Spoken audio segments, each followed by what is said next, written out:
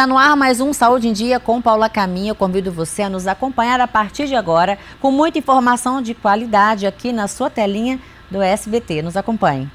Manhã de muita informação aqui no SBT. Eu já tenho o privilégio de iniciar mais um Saúde em Dia com Paula Caminha aqui em Nova Mutum com uma convidada muito especial.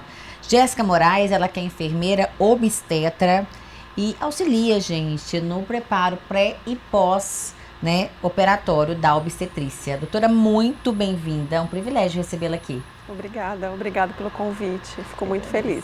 Já são quantos anos de atuação aqui em Nova Mutum, doutora? Eu sou cuiabana, eu cheguei aqui desde 2013, então desde 2013 eu venho trabalhando com gestantes. Eu gostei muito dessa área porque quando eu estava de plantão, vários bebês nasciam comigo. Então eu acabei me apaixonando e me especializando na área. Que bênção. Jéssica, qual que é a importância do preparo pré-parto, né? E até qual momento pode se chamar de pré-parto? Então, assim, é muito importante a gestante se preparar para o parto, tá? Como é que ela se prepara para esse parto? Buscando informações seguras, porque na internet hoje em dia tem muitas informações que às vezes não são verdadeiras. Desencontradas. Então ela precisa buscar conhecimento, ela precisa praticar exercícios físicos, se caso o médico obstetra recomendar, liberar, precisa ter uma alimentação saudável também e buscar uma equipe que vai ajudá-la nesse processo, né? De acompanhamento de parto desde a residência dela até a ida para o hospital. Geralmente, a partir de 20 semanas, ela já pode começar esse acompanhamento especializado. Perfeito. E quais são os principais cuidados que essa gestante deve ter durante a gestação que possa contribuir nesse momento do parto? Então, os cuidados geralmente são exercícios físicos, né? Por exemplo, pilates ajuda bastante, natação, fisioterapia pélvica. Então, tudo isso contribui para um parto mais saudável. Um parto pode ser um pouco mais rápido. As mulheres sonham assim, ai, Jéssica, eu já quero chegar no hospital ganhando. E não é assim o processo. Quer, né? Todo mundo sem quer, muita dor, né? sem muito desconforto. Sem muita dor, sem muito desconforto. Sim. Então, tudo isso eu venho proporcionar para as pacientes um parto mais satisfatório, com menos dor, tá? E porque existem técnicas não farmacológicas para a gente poder aliviar a dor e que o processo seja um pouco mais rápido. Não é assim, não é garantia, mas ajuda muito, tá? Como que a alimentação e a hidratação influenciam nesse período? No período do trabalho de parto, é muito importante a gestante estar se alimentando, alimentos leves e também se hidratando. Por quê? Porque o trabalho de parto é mais cansativo do que doloroso, relatam algumas gestantes. Então, elas precisam de energia para poder parir. Então, sempre nesse trabalho de parto, você está sendo ingestão de líquido. Eu indico muito o Gatorade, ajuda bastante. Chocolate 70%, uma fruta. Então, durante o trabalho de parto, a mulher tem que estar exercitando e se alimentando e se hidratando também. No pós-parto, né, quais são os principais cuidados que essa paciente deve ter para uma boa recuperação? Ela precisa descansar. Eu sei que é muito difícil o pós-parto, gente. É fácil a gente falar para descansar, mas você com um bebê pequeno é muito difícil descansar. Sim. Mas evitar também se exercitar, fazer algo, pegar peso. O peso que ela precisa pegar é do bebê. Então, nada muito excessivo de esforço físico. Alimentação saudável também, descanso e não fazer muito esforço físico no pós-parto. Como que a amamentação pode ser facilitada no pós-parto, né? O que fazer para facilitar esse processo? Para mim foi super difícil a amamentação. Eu tive muitas feridas no bico do seio. A fase de adaptação da amamentação para mim foi difícil. Como melhorar essa experiência, Jéssica? Então, nós precisamos fazer isso desde o início. Então, o bebê nasceu, se o bebê nasceu bem, a maioria das vezes o bebê nasce bem. Então, nós precisamos já colocar esse bebê no contato pele a pele, já proporcionar uma sucção ali, que se chama também a primeira hora de vida, Golden Hour, né? Para priorizar a amamentação ali na primeira hora de vida, porque traz muitos benefícios tanto para a mãe quanto para o bebê. E quanto antes essa criança começar a sugar o seio materno, menos dificuldade essa mãe vai ter quando ela tiver alta, quando ela ir para casa com esse bebê.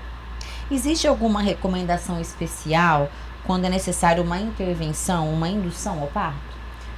Geralmente, quando é um parto, uma gestação prolongada, a partir de 41 semanas, por exemplo, o médico obstetra já indica uma indução de parto. Quando tem alguma comorbidade, pode ser também uma hipertensão, uma diabetes ou uma gestação gemelar. Então, tem alguns casos que é indicado fazer essa indução de parto. E de que forma que a assistência da enfermagem obstétrica, ela pode ajudar a garantir uma recuperação mais tranquila, entre aspas, né? Isso, mais tranquila. A enfermeira obstétrica, ela está atuando de forma completa, tanto pré-parto, parto e pós-parto. No pós-parto, a mulher ela se sente muito insegura, com muito medo, a privação do sono, o cansaço, a amamentação, que, gente, o bebê não nasce sabendo mamar. Então, o cuidado da enfermeira obstétrica, ensinando a pega o posicionamento correto, fazendo laser terapia no pós-parto, que hoje é uma inovação que ajuda muito a aliviar a dor, a cicatrizar. Então, tem vários, o tape também, que hoje em dia a gente não pode mais usar cinta. Antigamente, pós-parto usava cinta. Hoje em dia não pode, é recomendado a fita elástica, que é o tape. Então, existem vários métodos aí para uma recuperação melhor da mulher no pós-parto. Que mensagem você deixaria nessa manhã para quem está nos acompanhando, Jéssica? Para gestantes que vão passar por esse procedimento e querem se preparar melhor, da melhor forma possível.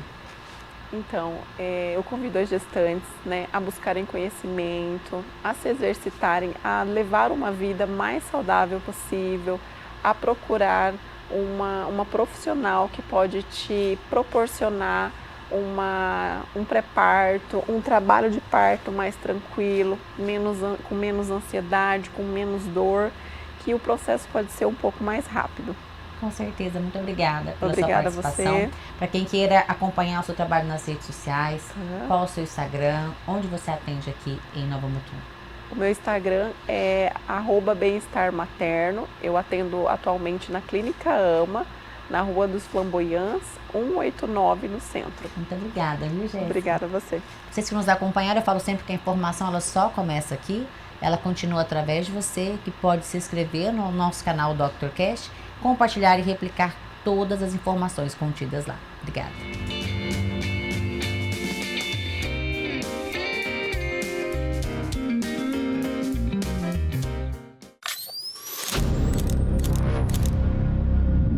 Como não se curvar à potência da natureza. Além de observar, me resta sentir cada uma de suas paisagens.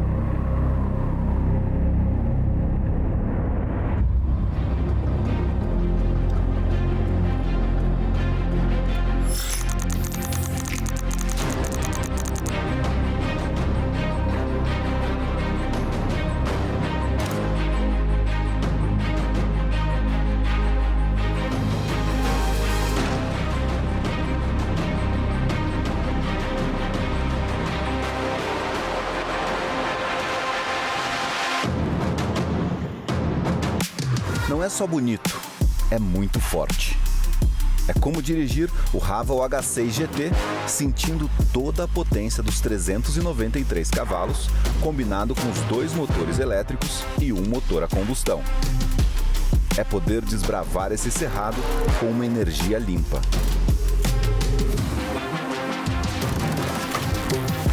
Essas construções milenares são 3 formações geológicas com milhares de anos, uma sendo construída em cima da outra, formando um cenário único. Se fosse um carro, ele uniria o esportivo ao SUV. Vocês sabem do que eu tô falando, né? Para aproveitar o melhor de tudo, basta unir o futuro com a simplicidade. Não tem como sair indiferente de um lugar como esse. Estar aqui é ganhar força para seguir adiante. Diferente. E com certeza, totalmente renovado. o único lugar que não dá para desacelerar é dentro do Haval H6 GT.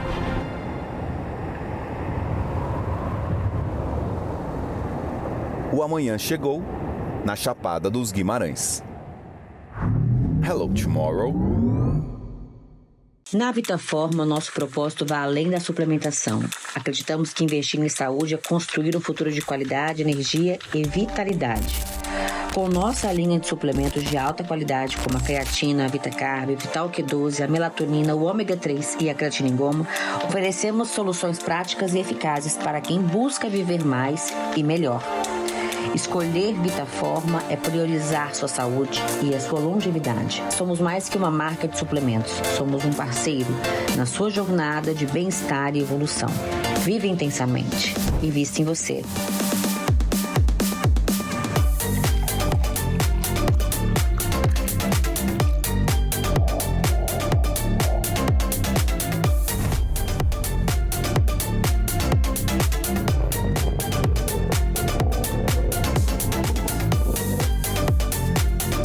Vitaforma, uma nova forma de viver a vida.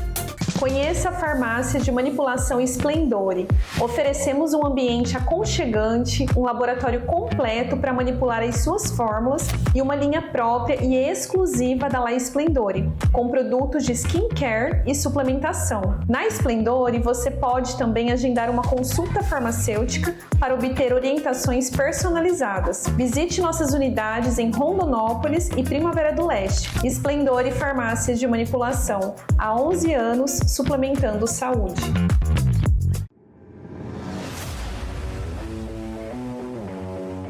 No Colégio ICL. O futuro começa agora. Aqui, nossos alunos vivenciam uma educação transformadora em uma estrutura moderna e acolhedora, com tudo o que precisam para crescer e se destacar no mundo. São 8 laboratórios completos onde a curiosidade ganha forma e o aprendizado acontece na prática. Nosso programa bilingue vai além das palavras, formando cidadãos prontos para o mundo. E não para por aí. Trabalhamos o desenvolvimento socioemocional e humano com aulas que incluem até meditação, para que cada aluno desenvolva empatia, autonomia e pensamento crítico. No Colégio ICL. Combinamos as melhores práticas internacionais com metodologias ativas e inovadoras para preparar nossos alunos para os desafios do amanhã. Agende uma visita e venha conhecer tudo isso de perto.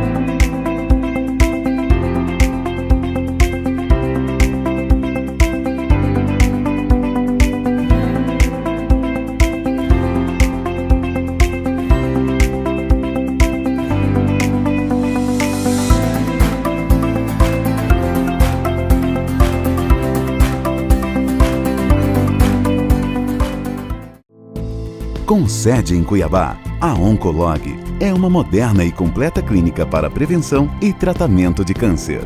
Com uma qualidade técnica e conhecimento de ponta de nossa equipe, fez com que recebemos o selo de qualidade da ONA, que melhora os processos e dá segurança no tratamento de nossos pacientes. A mais alta tecnologia para cuidar bem das pessoas. Essa é a oncologia do futuro.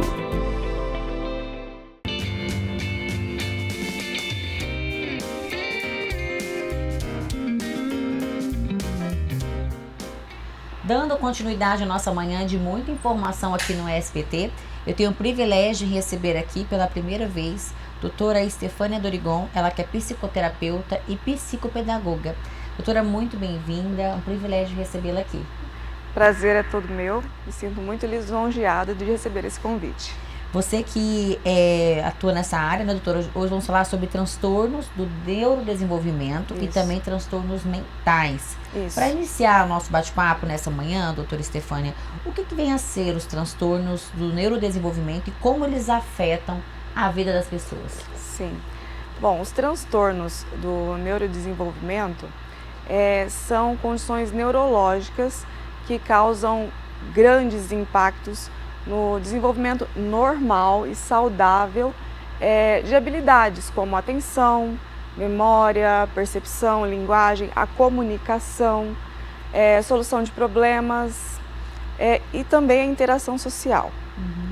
Esses impactos eles podem afetar o indivíduo de forma leve, moderada e intensa, ressaltando que esses transtornos eles sofrem alteração no processo inicial no desenvolvimento cerebral, ou seja, é durante a gestação ou na infância e segue ao longo da vida. Todavia, os sintomas normalmente eles aparecem nos primeiros anos de vida da criança. Quais são os transtornos mais comuns dentro dessa categoria, doutora? Os mais comuns, e diga-se de passagem, com aumento considerável. Nós temos o transtorno do espectro autista, nós temos o TDAH, que é o transtorno de déficit de atenção e hiperatividade. Esse transtorno é um transtorno que está classificado em 3 tipos, sendo desatento, hiperativo impulsivo e o combinado, que basicamente é tudo isso junto e misturado. Em relação ao transtorno do espectro autista, ele precisa ser muito bem analisado, muito bem avaliado, de uma forma muito responsável, porque cada caso é um caso. E o próprio nome já diz, né?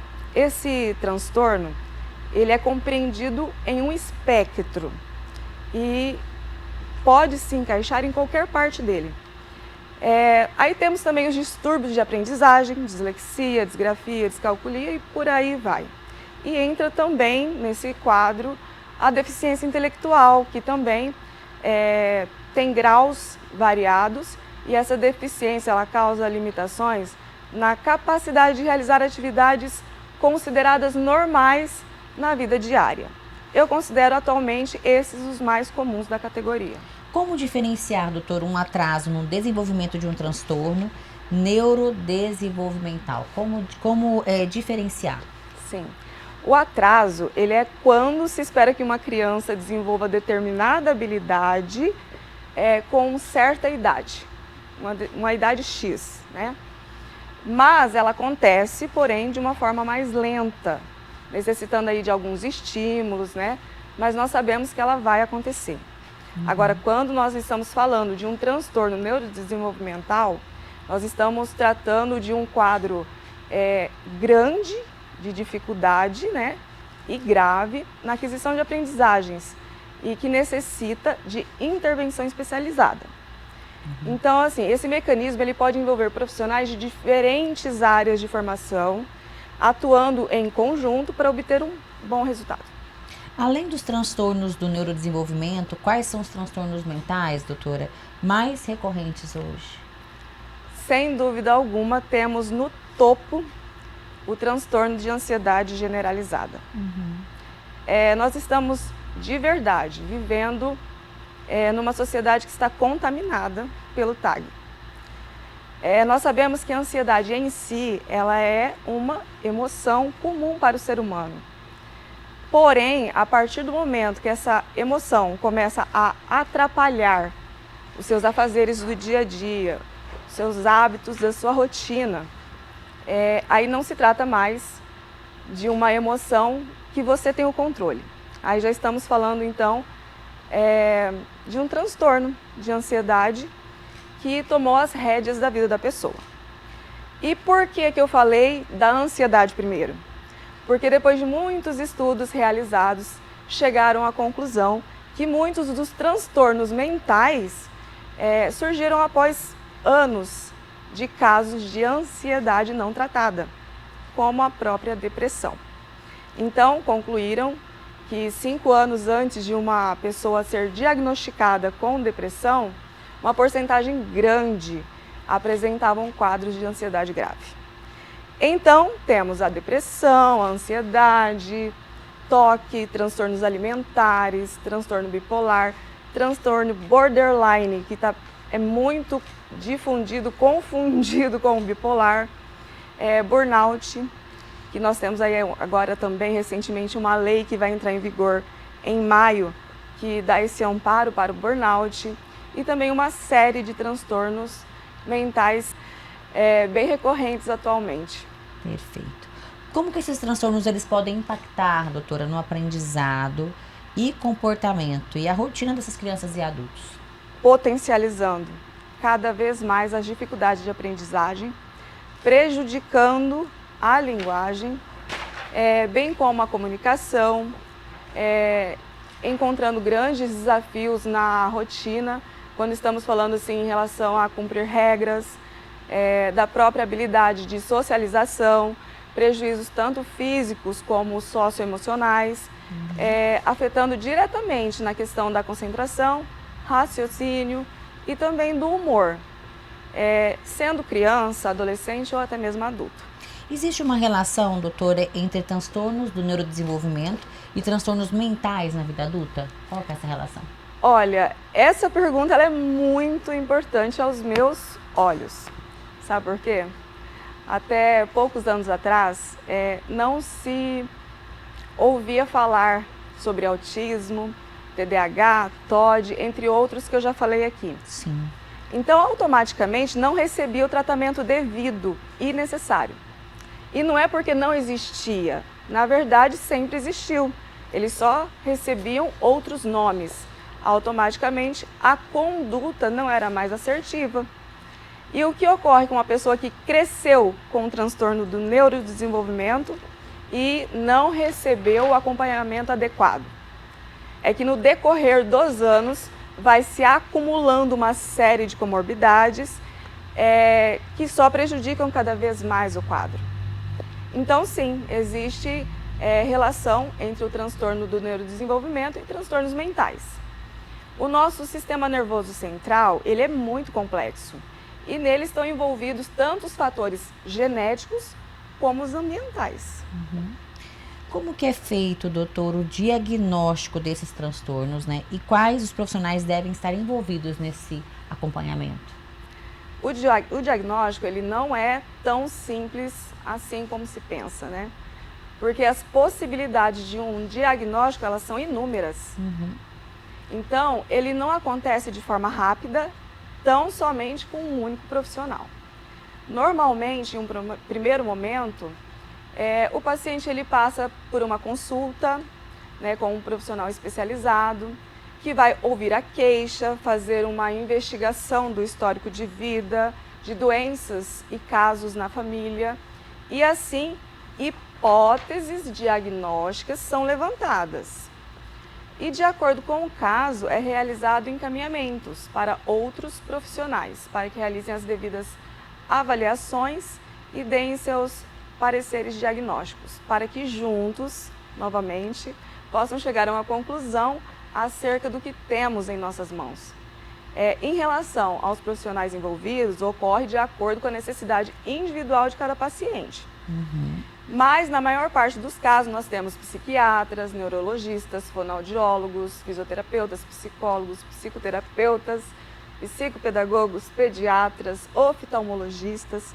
E, como eu disse, cada caso é um caso e requer os seus devidos cuidados individualmente. Uhum. Doutora, quais são os principais desafios, né, no tratamento e acompanhamento dessas condições?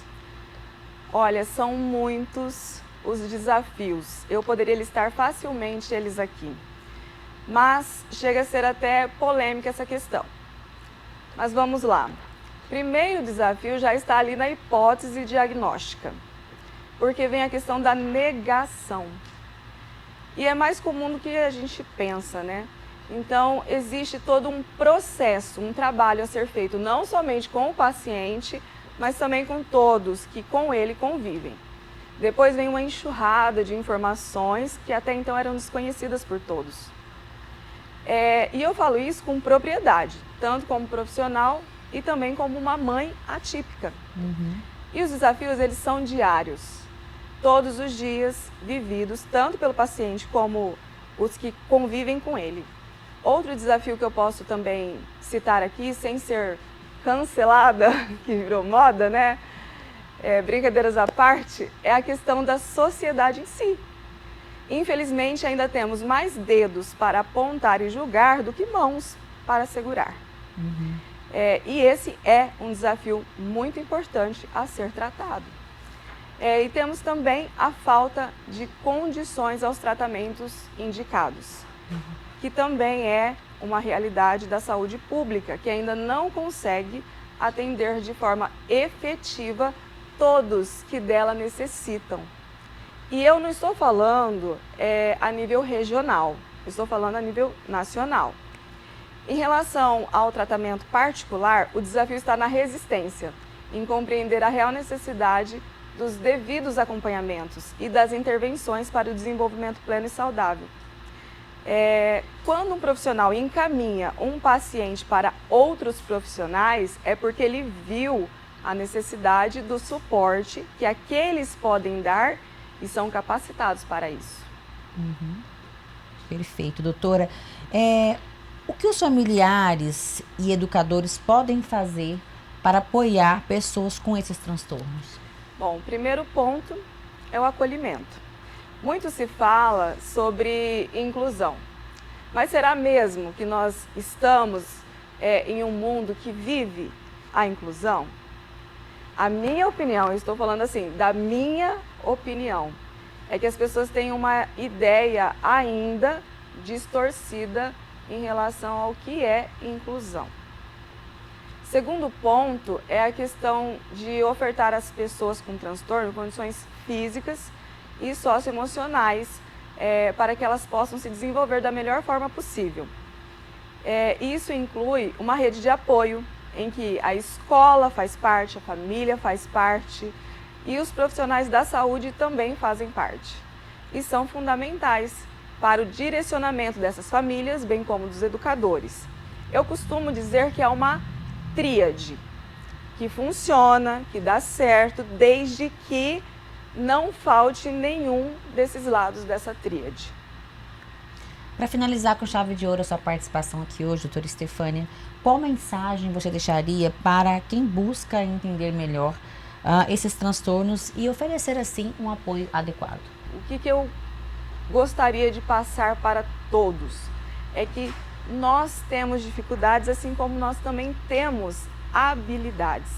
Então, por que não olhar para as habilidades de quem tem algum transtorno e usá-las como ferramenta para o desenvolvimento dessas dificuldades? Então, assim, não existe fórmula mágica. O que existem são profissionais que estão capacitados, disponíveis e dispostos a fazer tudo o que for necessário. Então, a mensagem é que se cada um fizer sua parte, nada fica pesado. E se ficar pesado, você vai ter em quem se apoiar. O que não vale é desistir no meio do caminho ou nem tentar. E também parar de delegar as suas responsabilidades para o outro. Então, assim, se a família desempenhar o seu papel da forma como precisa, se a escola desempenhar o papel como deve e se os profissionais envolvidos fizerem também o seu papel de acordo, não tem como dar errado. Aí o final com certeza é o melhor possível. Muito obrigada pela sua participação tão esclarecedora aqui nesta manhã. Para quem queira acompanhar o seu trabalho nas redes sociais, qual o seu Instagram, doutor, e qual o endereço da clínica onde você atende aqui em Nova Mutum? O meu Instagram profissional é o psicopedagoga _Estefânia Dorigon. Eu estou atendendo na Clínica AMA, aqui em Nova Mutum, na Rua dos Flamboyants, 189, no centro, aos fundos da Caixa Econômica. Muito obrigada pela sua participação. Eu que agradeço. Vocês que nos acompanharam aqui, eu falo sempre que a informação só começa através dessa participação. Você pode continuar a replicar essa informação, se inscrevendo no nosso canal, compartilhando e replicando todos os conteúdos anexados em nosso canal do YouTube, Dr. Cash, que está aparecendo aqui na sua telinha. E chega ao fim mais um Saúde em Dia com Paula Caminha. Eu me despeço de vocês já marcando o nosso próximo encontro, sábado que vem, às 11h45 da manhã, aqui no SBT, canal 9.1. Eu lembro você que as informações contidas aqui nesse programa ficam anexadas no nosso canal do YouTube, Dr. Cash, onde você pode se inscrever, compartilhar e replicar todas as informações. Até o próximo sábado, se Deus quiser.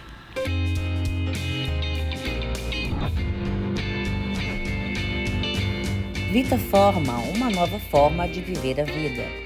Clínica multidisciplinar Existir, existindo para desenvolver. GWM, bem-vindos, somos a GWM.